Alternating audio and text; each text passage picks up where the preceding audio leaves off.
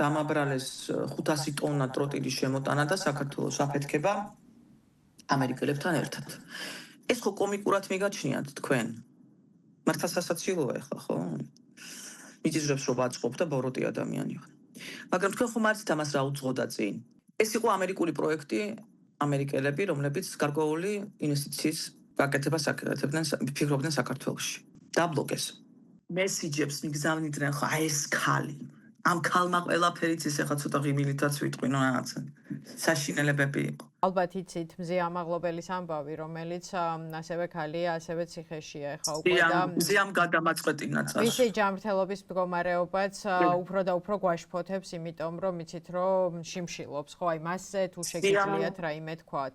მზეამ გადამაწყვეტინა წასვლა, სიმართლე გინდათ.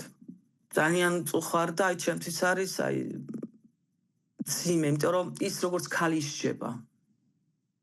ის არის სჯება როგორც გითხოთ პირველ რიგში ის ისჯება როგორც ქალი რომელსაც ხმა მოიღო და რომელმაც ბევრი კაცი გაამწარა.